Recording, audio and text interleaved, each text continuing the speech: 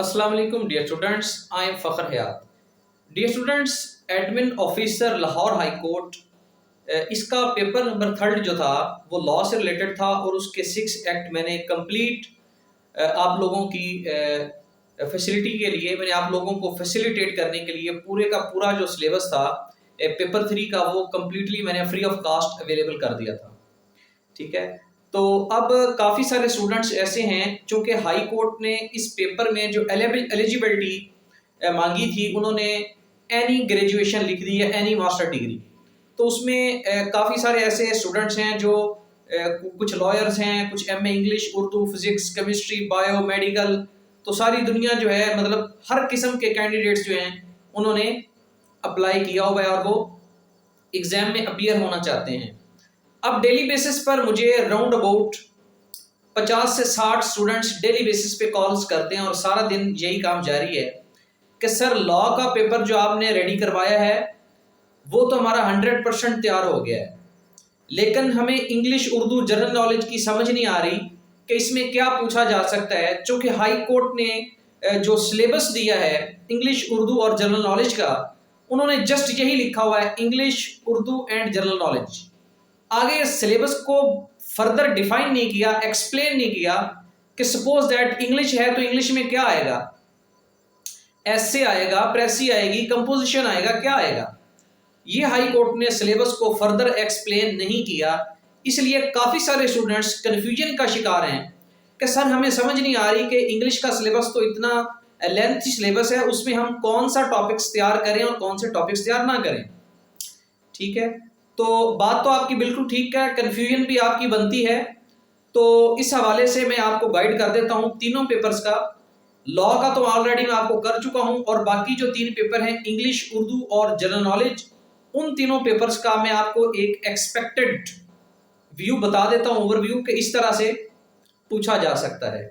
तो बजाय कि मैं डेली 100-150 बंदे की कॉल्स हूँ और उनको रिप्लाई करूँ, तो इससे लिए मैंने बेटर समझा कि इंग्लिश, उर्दू और जनरल नॉलेज का भी मैं आप लोगों को एक वीडियो फॉर्म में बना के आप लोगों तक अवेलेबल करवा दूं, एक्सेस दे दूं आपको, ताकि आप लोग इसको सुन सकें। ठीक है जी, तो आए हम चलते हैं admin officer Lahore high court. ये admin officer Lahore high court की जॉब है, इसके लिए ये 17 स्केल की जॉब है और इसके लिए 2 से 3 दिन बाद आई थिंक इसका पेपर है। तो सबसे पहले देखते हैं इंग्लिश का। अब लाहौर हाई कोर्ट ने जो सिलेबस दिया है वहां पर जस्ट इंग्लिश लिखा हुआ है और 100 marks, English grammar and composition. But English grammar और कंपोजिशन में काफी सारे टॉपिक्स हैं, काफी सारी इंपॉर्टेंट चीजें हैं। अब स्टूडेंट क्या करे और क्या ना करे, तो एक जनरल ओवरव्यू में आपसे डिस्कस करता हूं। सपोज दैट कुछ ऐसे टॉपिक्स हैं जो किसी भी एग्जाम में जब इंग्लिश का सब्जेक्टिव पेपर पूछा जाता है तो यही कोई 8 से 10 चीजें हैं, 8 से 10 ये टॉपिक्स हैं जो बार बार पूछे जाते हैं। इनके अलावा इंग्लिश में और कोई चीज नहीं है। तो आप इसको समझ लें अच्छी तरह से ताकि आपको इंग्लिश की तैयारी करने में आसानी हो जाए। जी, सबसे पहले इंग्लिश ऐसे। अब चूंकि हाई कोर्ट ने तो बताया नहीं है कि उन्होंने ऐसे पूछना है या नहीं पूछना, लेकिन अगर हम इंग्लिश के पेपर को डिस्कस करें, चाहे सीएसएस लेवल का हो, बीएमएस लेवल का हो, एमए लेवल का हो, बीए लेवल का हो, या किसी भी कंपेटिटिव एग्जाम का हो, ठीक है, तो उसमें ये वाले इंपॉर्टेंट टॉपिक्स स्टूडेंट की इंग्लिश की एबिलिटी को जज करने के लिए पूछे जाते हैं और लाजमी पूछे जाते हैं। सबसे पहले इंग्लिश ऐसे पूछा जा सकता है 15 से 20 नंबर का। और पॉइंट नंबर 2, प्रेसी भी पूछी जा सकती है 15 से 20 नंबर की। फिर कंपोजिशन 15 से 20 नंबर, और फिर करेक्शंस। ठीक है, ग्रामेटिकली जो मिस्टेक्स होती हैं उनको करेक्ट किस तरह से की जाता है, ये भी 5 से 10 नंबर का पूछा जा सकता है। Number 5, pair of words, idioms पूछे जा सकते हैं 5 से 10 नंबर के। और नंबर 6 पंक्चुएशन पूछी जा सकती है। नंबर 7, उर्दू ट्रांसलेशन, इंग्लिश से उर्दू का ट्रांसलेट किया जा सकता है कि ये एक इंग्लिश का पैराग्राफ है, इसकी उर्दू तर्जमा कर दें। और डायरेक्ट एंड डायरेक्ट, पैसिवाइज या नरेशंस वगैरह पूछे जा सकते हैं, एक्टिवाइज, पैसिवाइज और नरेशन। और लास्ट पर वोकैबुलरी भी पूछी जा सकती है, antonyms, synonyms, one word substitution etcetera. लेकिन अगर इन सब का एनालिसिस हम करें तो इनमें से मोस्ट इंपॉर्टेंट टॉपिक्स कौन से हैं जो लाजमी पूछे जा सकते हैं, उसमें इंग्लिश ऐसे, प्रेसी, कंपोजिशन, ये तीनों पोर्शन तो आप लाजमी तैयार करें। उसके बाद corrections, pair of words, vocabulary, ये करेक्शंस आपने लाजमी तैयार करनी है, पॉसिबल है पूछ सकता है। पंक्चुएशन और ट्रांसलेशन, ये तीनों चीजें भी इंपॉर्टेंट हैं, करेक्शंस, पंक्चुएशन और ट्रांसलेशन। बाकी पेयर ऑफ वर्ड्स और नरेशंस और वोकैबुलरी ये कुछ जनरल चीजें हैं, ये पॉसिबल है पूछे, पॉसिबल है ना पूछे। लेकिन ये जो 6 से 7 टॉपिक्स हैं, एसे, प्रेसी, कंपोजिशन, करेक्शन, पंक्चुएशन, ट्रांसलेशन, इस तरह की चीजें तो किसी भी कॉम्पिटिटिव एग्जाम में हमेशा पूछी जाती हैं। तो अब सवाल ये है कि कौन से नंबर में ऐसे 10 नंबर का आएगा, 20 नंबर का आएगा, 30 नंबर का आएगा। स्टूडेंट पूछते हैं कि सर ऐसे कितना लिखना है, उसकी लेंथ कितनी होनी चाहिए।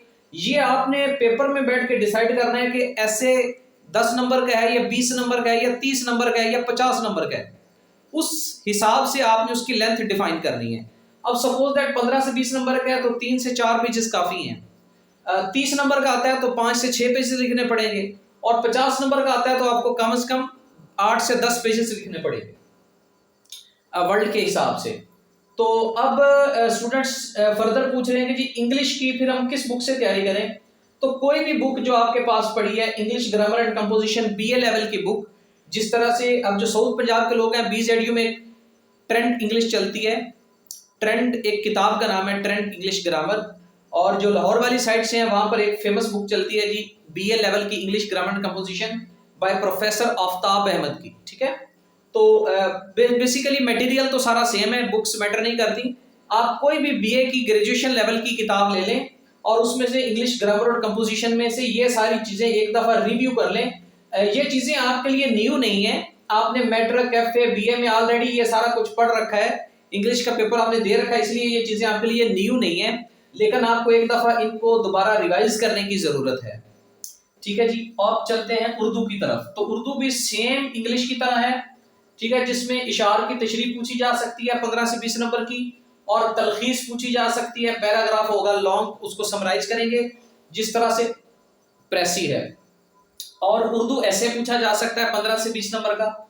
और उर्दू में पूछा जा सकता है फिकरात की दुरुस्तगी, जिस तरह से इंग्लिश में करेक्शंस हैं, इंग्लिश सेंटेंसेस को आप करेक्ट करते हैं, इसी तरह से आप उर्दू के फिकरात को दुरुस्त करेंगे।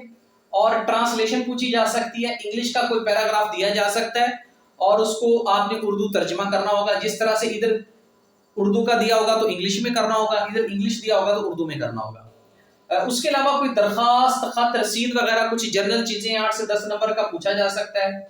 और मुहावरात का इस्तेमाल, उर्दू मुहावरे बनाए, ये भी पूछा जा सकता है। तो ये सब कुछ बीए लेवल का है, एफए बीए लेवल का है, बहुत आसान है। आप इसको एक दफा रिवाइज कर लें किसी भी एफए की बुक से, किसी भी बीए की बुक से, या फिर आपके पास एक अच्छी बुक आपको बता देता हूँ, ये कलीदे उर्दू एक बुक है, काफ लाम ये दाल कलीदे उर्दू, ये CSS लेवल की उर्दू की एक बुक है। तो इस बुक में आपको ये सारी चीजें मिल जाएंगी, ये सारे टॉपिक्स आपको इस बुक में मिल जाएंगे। अगर ये बुक आपके पास ना भी हो तो कोई इशू नहीं, कोई भी एफए बीए लेवल की बुक उर्दू की ले लें, ये सब कुछ एक दफा रिवाइज कर लें, अप टू डेट कर लें, ताकि आप अपने पेपर में अच्छा परफॉर्म कर सकें। लास्ट पर है जी जीके का पेपर, जनरल नॉलेज। अब ये एमसीक्यूज टाइप पेपर है, ठीक है, इसमें एमसीक्यूज होंगे और एक एमसीक्यूज को आपने करेक्ट करना है, ठीक है। इसमें कौन से टॉपिक एक्सपेक्टेड पूछे जा सकते हैं? Everyday science, geography, Pakistan affairs, current affairs, Islamic study, mathematics और कंप्यूटर, ठीक है। तो ये 6 टॉपिक्स हैं जिनमें से आपके एमसीक्यूज बनाए जा सकते हैं, और किसी भी एग्जाम में हमेशा इन 6 टॉपिक से ही एमसीक्यूज बनाए जाते हैं। तो इसके लिए आपको पीपीएससी के पास्ट पेपर्स वगैरह आप देख लें, या फिर अगर आपके पास कोई कारवान वगैरह की, कोई जीके की, डोगर की, किसी भी कोई जीके की बुक है, तो उसमें से आपने इस्लामिक स्टडी को जरूर पढ़ना है, एमसीक्यूज इसके जरूर तैयार करें, करंट अफेयर तैयार करें, पाकिस्तान अफेयर्स, एवरीडे साइंस और कंप्यूटर और मैथमेटिक्स। तो इनको एक दफा रिव्यू कर लें, अभी आपके पास टाइम थोड़ा है। तो मैं उम्मीद करता हूं कि अब आप लोगों का कॉन्सेप्ट काफी क्लियर हो चुका होगा। बेसिकली ये सब बताने का मकसद यही था कि कुछ लोग, कुछ स्टूडेंट बिल्कुल जो है वाइट पेपर की तरह थे, उनको समझ नहीं आ रही थी कि इंग्लिश में क्या पूछा जा सकता है, उर्दू में क्या पूछा जा सकता है और जीके में क्या पूछा जा सकता है। तो मैं उम्मीद करता हूं कि अब आप लोगों को काफी सारा जो है व्यू क्लियर हो चुका होगा कि इंग्लिश, उर्दू और जनरल नॉलेज के पेपर में एडमिन ऑफिसर लाहौर हाईकोर्ट में क्या पूछा जा सकता है। तो फर्दर आपको किसी गाइडेंस की ज़रूरत हो तो मेरा व्हाट्सएप नंबर आप लोगों के पास अवेलेबल है, तो आप मुझे वॉइस एसएमएस कर सकते हैं, कॉल कर सकते हैं, एसएमएस कर सकते हैं। जिस हद तक मैं आप लोगों को गाइड कर सका इंशाल्लाह करूँगा। Bundle of thanks. अस्सलाम वालेकुम।